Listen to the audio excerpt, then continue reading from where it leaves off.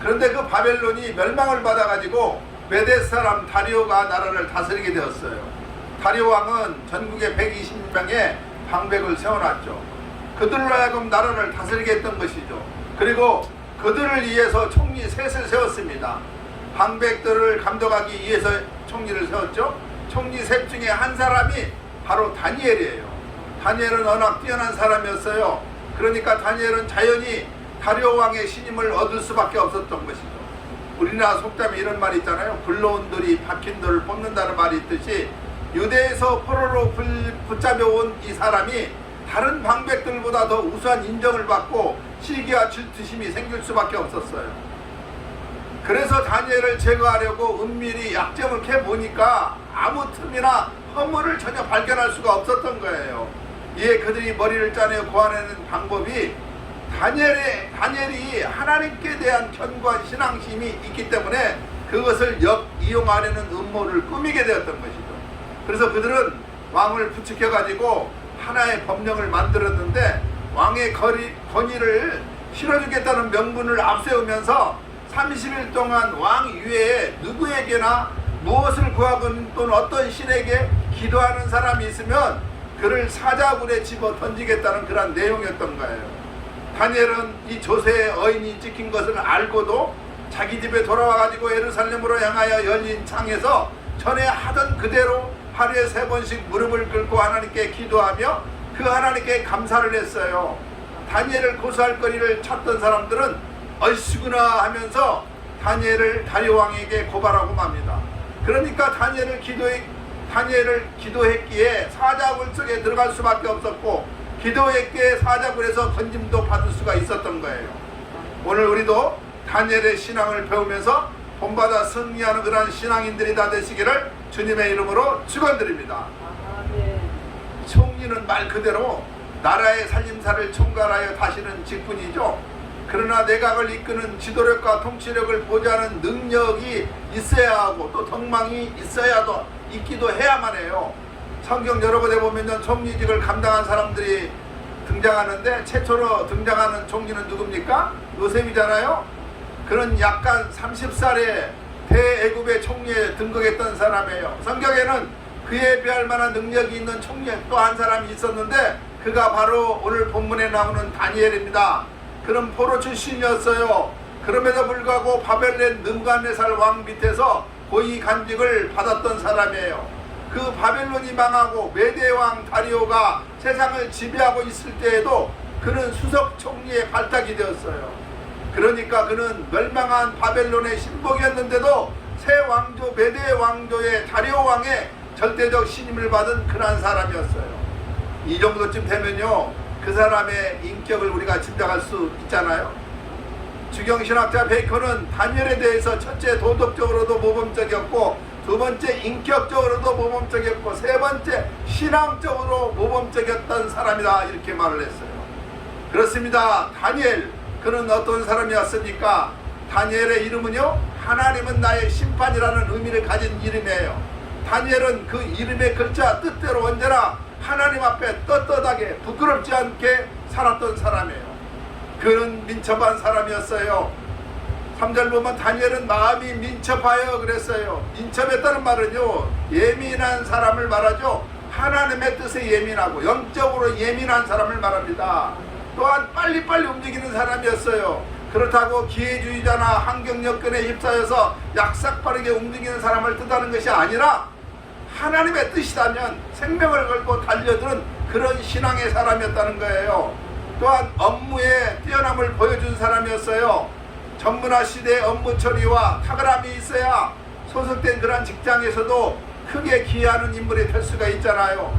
우리는 있으나마나한 사람이 아니라 없어서는 안 될 사람으로 일태에 존재하며 살아가는 우리가 되어야만 하죠. 뛰어난 영이 그의 속에 있었다는 것입니다. 여기 뛰어난 영은 하나님의 성령을 의미하는데 이것은 곧 하나님의 성령이 그의 속에 충만하여 모든 행동이 성령의 지배를 받고 있음을 보여주는 귀한 말씀인 거예요. 성령의 다스림을 받는 사람이 능력자잖아요. 뛰어난 사람이었습니다. 다니엘은 3절 보면 총리들과 방백들 위에 뛰어남으로 그랬어요. 앞서가는 사람을 말하죠. 무리에 속해서 뒤섞여가지고 이리저리 어울려 다니다가 뒤에서 따라가는 사람이 아니라 하나님의 눈에 띌 만큼 믿음과 열심히 충성이 있는 사람이 앞서가는 사람일 거예요. 전심전력하는 사람이요, 복음의 진보를 나타내는 사람을 말하고 있습니다. 저와 여러분 우리도 본받기를 주님의 이름으로 축원드립니다. 왕에게 인정받은 사람이었어요. 3절 보면 왕이 그를 세워 전국을 다스리게 하고자 한지라. 왕 앞에, 이 사람 앞에 인정을 받은 거였어요. 인정을 받는다는 것은요, 축복이에요. 하나님 앞에 인정받는 성도는 축복자죠. 다니엘은 원수조차도 그를 인정했어요. 5절에 다른 총리들과 방백들이 다니엘을 그 하나님의 율법에 대하여 그 틈을 얻지 못하며 그를 고소할 수 없었더라, 이렇게 말씀하고 있어요. 그럴 정도로 다니엘은 그의 청렴함과 신앙 태도가 분명한 사람이었어요. 또한 틈도 허물도 없는 사람이었죠. 다니엘을 고소할 틈을 얻고자 했으나 능히 아무 틈 아무 허물을 얻지 못하였다. 본문은 그렇게 기록합니다. 다니엘은 포로이며 이방인이었어요. 자기네들과는 정치 노선이 같지 않는 사람이었어요. 거기다가 타협이나 흥정도 없었어요. 근로원들이 박힘들을 뽑아낸 셈이 되고 말았던 것이죠. 그래서 그들은요, 다니엘에게 틈이나 허물을 찾기에 시작을 했던 거예요. 그러나 아무 틈 아무 허물을 찾지 못했던 거예요. 한마디로 다니엘의 삶이 얼마나 구별된 삶인가를, 성결된 삶이었던가를 보여주는 그런 말씀이에요. 하나님 보시기에 순결한 삶이요, 정직하고 진실한 삶이었던 것입니다.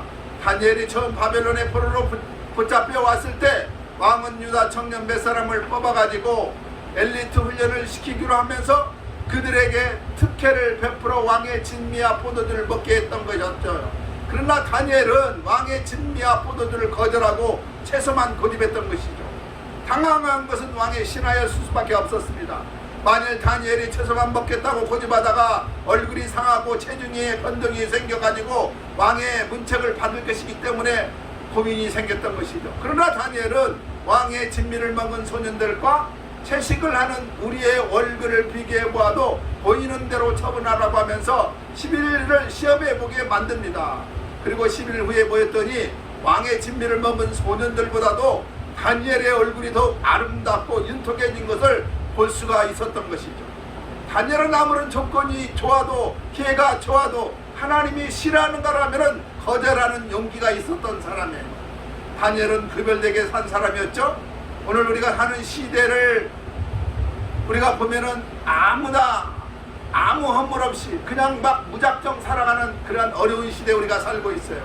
그러나 우리는 주님 때문에 구별되게 살아야 하는 사람들이 저와 여러분이에요. 흠없는 사람으로, 허물이 없는 사람으로 인정받으며 살아가야 하는 사람들이 우리들입니다. 하나님은 오늘도 진실하고 정직한 사람을 찾고 계시며 또한 그를 통하여 역사를 새롭게 하시며 변화시켜 나가기를 원하고 계십니다. 털어서 먼지 없는 사람이 없다는 속담도 있잖아요. 다니엘은 아무리 털어도 먼지가 나지 않았던 사람이에요. 그 비결이 어디에 있겠어요? 탐심을 물리치고 신전의식 속에 살아왔기 때문에 그렇습니다. 요셉이 이렇게 살았고 모세도 다니엘도 신전의식 속에 살았던 사람이에요. 모든 허물과 죄는 탐심에서 출발함을 볼 수가 있습니다. 이것만 벗을 수 있다면 천하를 다스릴 수가 있어요. 얘 노시 망했습니까? 얘 게하시가 문둥병자가 되어버리고 말았어요? 얘 가룟 유다가 예수님을 배반하면서 팔았습니까? 얘 아나니아와 삽비라 부부가 헌금하고도 죽임을 당했습니까? 전부 탐심이 문제였기 때문에 그래요. 얘 거의 공직자가 뇌물을 받습니까? 그가 돈이어서 받았을까요? 먹을 것이 없고 잠잘 것이 없어서 받았을까요? 아니잖아요. 얼마든지 넉넉한데 그 중심 속의 욕심과 탐심은 만족을 모르게 만드는 거예요. 절대로 채워지지 않아요. 그래서 주님은 누가복음 12장 15절에 저희에게 이르시되 삼가 모든 탐심을 물리치라. 사람의 생명이 그 소유에 넉넉한 데 있지 아니하리라 말씀했고, 바울은 골로새서 3장 5절에 그러므로 땅에 있는 지혜를 죽이라. 곧 음란과 부정과 사욕과 악한 정욕과 탐심이니 탐심은 우상숭배라, 그렇게 말씀하고 있음을 볼 수가 있습니다. 그 다음에 충성을 다한 사람이었어요. 다니엘은요 신앙에 있어서뿐만 아니라 나라의 일을 보는 데 있어서 충성되어 청렴결백한 삶을 살았던 사람이에요. 충성은 질적인 면에서 진실해야 하고 양적인 면에서는 마음과 뜻을 다하는 전심전력의 삶이어야 중심이 될 수가 있고요. 시간적인 면에서는 처음과 나중까지 변함이 없는 것을 말해주고 있습니다. 다니엘은요 시종일관 충성스러운 사람이었어요. 80세가 넘는 그의 삶 전체가 청렴결백했던 삶이었고 공직자로서 충성스러운 삶을 살았던 그러한 삶이었어요. 대개 사람을 두려워하면요 타협을 할 수밖에 없습니다. 그러나 하나님을 경외하는 사람은 타협을 하지 않아요. 하나님께 지켜주신다는 믿음이 있기 때문에 그렇다는 것이죠. 잠언서 29장 25절에 사람을 두려워하면 올무에 걸리게 되거니와 여호와를 의지하는 자는 완전하리라 말씀하고 있어요. 또한 잠언서 14장 27절에 보면은 여호와를 경외하는 것은 생명의 샘이라 사망의 그늘에서 벗어나게 하느니라 말씀해주고 있습니다. 하나님은요 우리에게 오늘의 다니엘을 저와 여러분 가운데 찾고 있다는 것이죠. 이렇게 암울하고 어두운 우리의 정치, 경제, 사회, 문화 속에서 이 시대의 다니엘을 지금도 우리 가운데 찾고 계십니다. 그러면 그의 믿음을 받쳐준 원동력이 무엇인가? 바로 기도였음을 알 수가 있습니다. 첫째, 다니엘은 기도의 사람이었어요. 10절에 보면 다니엘이 이 조세 어인에 찍힌 것을 알고도 자기 집에 돌아가서는 그 방의 예루살렘으로 향하여 열린 창에서 전에 행하는 대로 하루에 3번씩 무릎을 꿇고 기도하며 그 하나님께 감사하였더라 이렇게 기록되어 있잖아요. 그가 총리가 된 후에도 기도 생활은 끊이지 않고 계속되었던 것이죠. 예, 다니엘이 그처럼 기도에 있었습니까? 믿음을 지키기 위해서 그랬어요. 포로로 붙들려와서도 하나님의 중심의 신앙을 지키기 위해서도 총리가 된 후에도 하나님 중심의 믿음을 지키기 위해서 기도 생활을 계속한 거예요. 여러분, 우리도 기도해야만 합니다. 단 하루만 기도를 쉬더라도 금방 마귀 사탄이 틈탈 수밖에 없어요. 우리의 환경이 어떻게 변하든 다니엘과 같이 어려운 자리에 처해도 기도하는 성도들이 다 되시기를 주님의 이름으로 축원드립니다. 다니엘은요 국무총리의 자리보다 하나님을 더 생각했고 바벨론 왕보다 하나님을 더 높이고 경외했던 사람이잖아요. 그래서 그는 자기를 시기하고 미워하는 사람들이 왕위에 다른 신에게나 사람들에게 기도하는 사람은 사자굴에 집어넣는다는 법을 공포케 했지만은 그런 것을 개의치 않고 언제나 하던 대로 기도를 했던 사람이에요. 조세의 어인을 찍었다는 것은요 변경이나 위반이 있을 때 용서되지 않는 표시의 의미입니다. 이 법을 어기는 자는 사자굴에 집어넣어 죽인다 했어요. 다니엘을 이 세상에서 끊으려고 하는 자들이 사악함을 보여주는 그러한 말의 내용이에요. 다니엘은 이렇게 죽음을 알고도 전에 행하는 대로 하나님께 기도를 드렸던 사람이에요.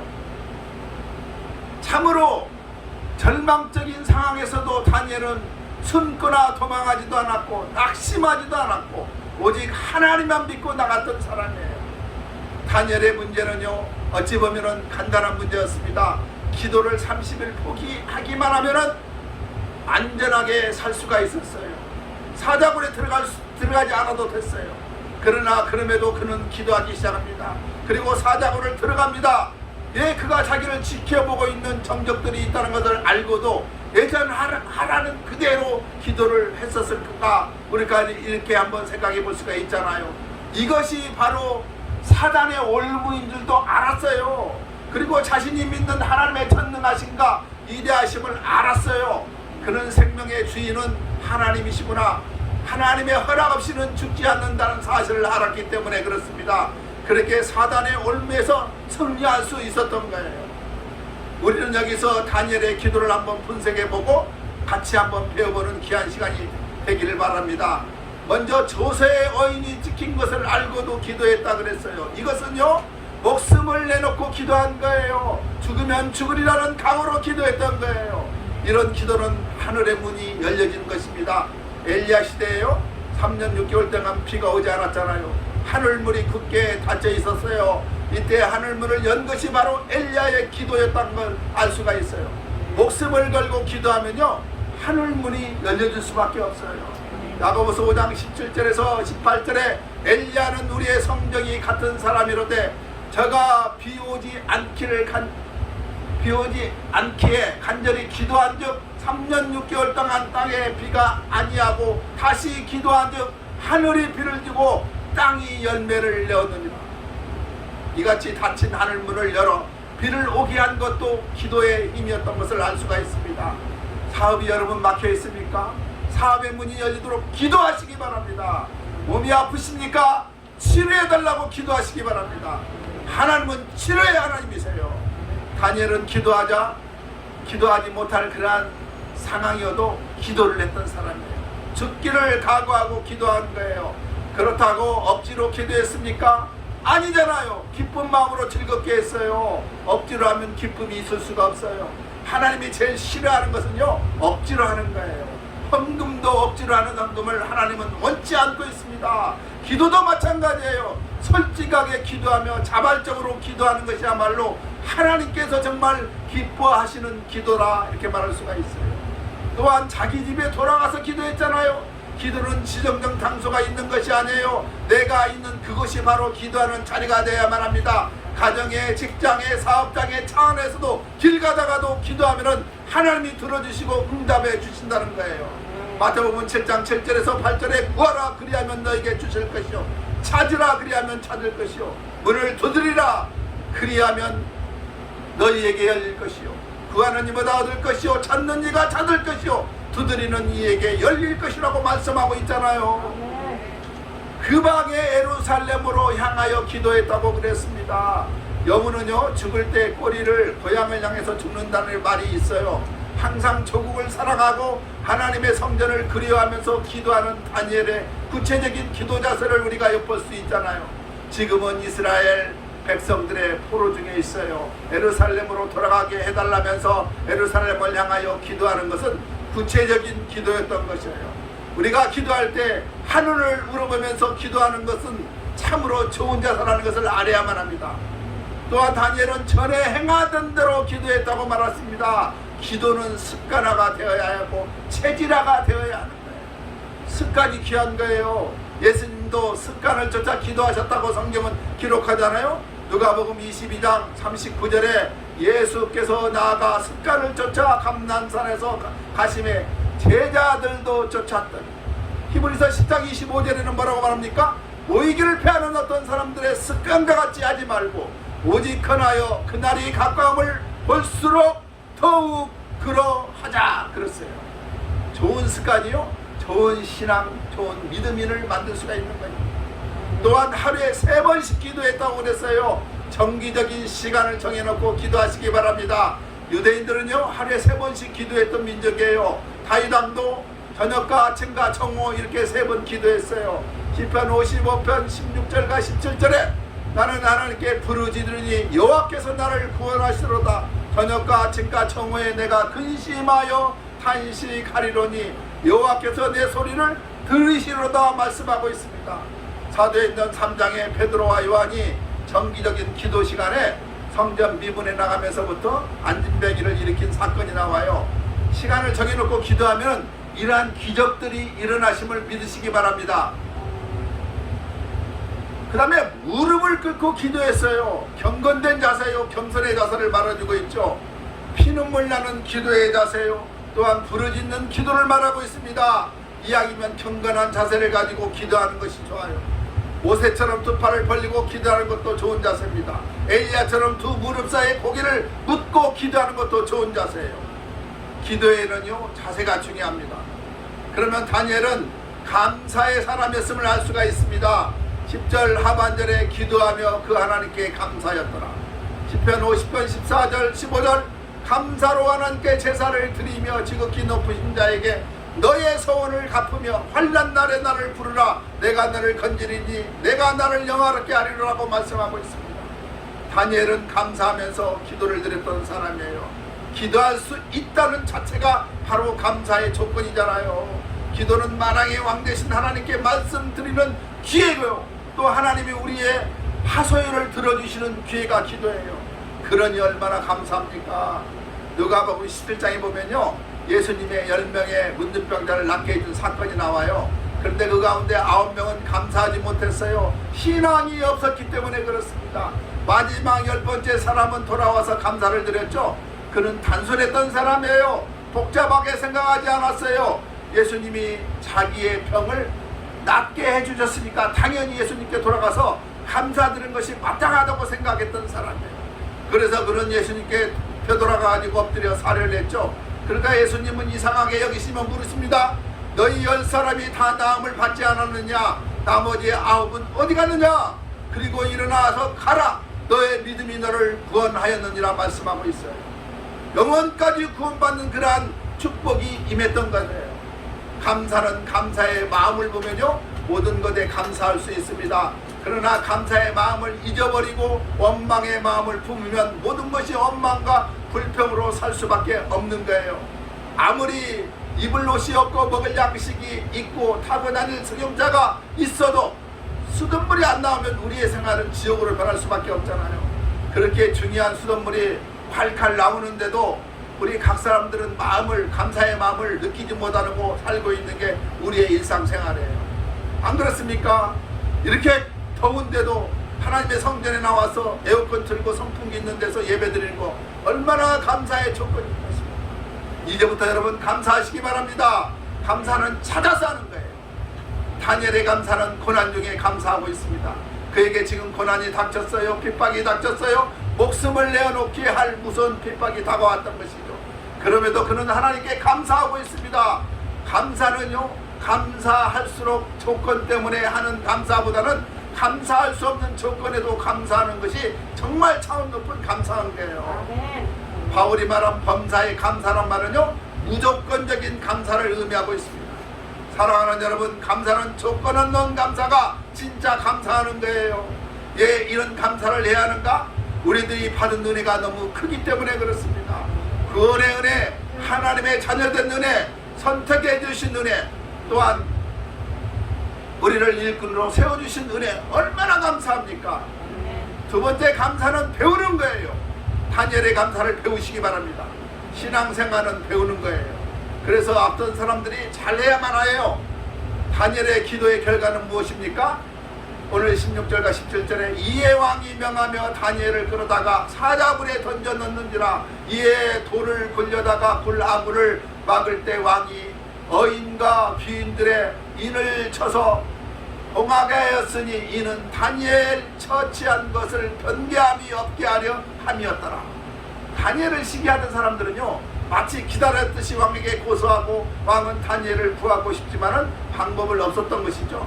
다리오 왕은 자신이 내린 명령으로 인하여 다니엘을 사자굴 속에 결국은 집어넣고 인쳐서 봉할 수밖에 없었어요. 여기까지 보면 실패한 다니엘의 모습같이 보여집니다. 그러나 기독교는 고난 뒤에 항상 찬란한 그러한 부활의 새 아침이 온다는 것을 알아야만 합니다. 다니엘은 줄인 사자들의 우글거리는 굴 속에 던져졌던 것이죠. 이때 다니엘이 사자밥이 되었던가요? 시체로 나왔던가요? 아니잖아요. 다니엘은 사자굴 속에서도 형통할 수가 있었던 거예요. 그 비결이 무엇인지 아십니까? 그의 믿음 때문에 그랬어요. 22절 나의 하나님이 이미 그 천사를 보내어 사자들의 입을 봉하였으므로 사자들이 나를 상해치 아니하였사오니 이는 나의 무죄함이 그 앞에 명백함이 오며 또 왕이여 나는 왕의 앞에서도 해를 끼치지 아니하였나이다. 하나님은요, 다니엘을 사자의 굴 속에서 살려내어 주셨어요. 하나님이 굶주린 사자들의 입을 막아 주셨어요. 짐승의 본능을 제어해 주셨어요. 그리고 다니엘의 생명을 보존해 주셨던 것입니다. 다니엘의 사자굴은요, 하나님을 만나는 장소가 오히려 되고 말았던 거예요. 여기 임이란 말을 우리는 기억을 해야만 합니다. 다니엘이 사자굴 속에 들어가기 전 이미 천사가 와 있다는 사실이에요. 그렇습니다. 믿음이 있으면요, 사자굴도 천사의 굴이 될 수가 있어요. 두 번째는 패배의 장소가 승리의 장소로 바뀌었음을 알 수가 있습니다. 하나님과 함께하는 사람에게는 패배가 없어요. 사드락과 메삭과 야벳느고는 지극히 뜨거운 불 속에 던져졌으나 머리털 하나도 상치 아니했다고 성경은 기록하고 있습니다. 오히려 그것으로 인하여 느부갓네살 왕이 놀라서 급하게 일어나가지고 현장을 가보니까 결박되지 아니한 네 사람이 불 가운데 다니는데 상하지도 아니했고 그 넷째의 모양은 신들의 아들과 같다고 외치게 되었어요.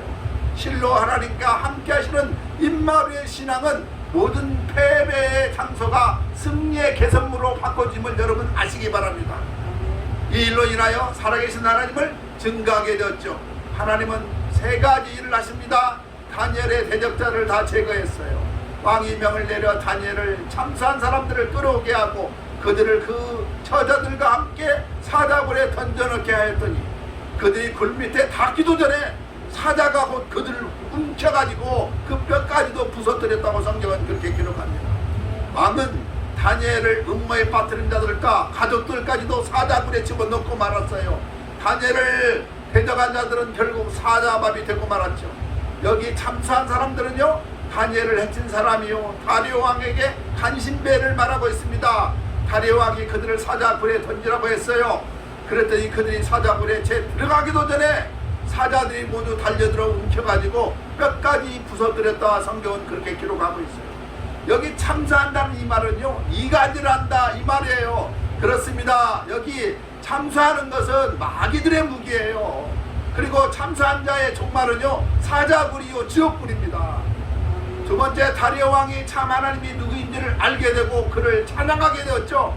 25절과 27절에 보면요, 이에 다리오 왕이 온 땅에 있는 모든 백성과 나라들과 각 방언한 자들에게 조서를 내려가로되 원컨대 많은 평강이 너에게 있을지어다.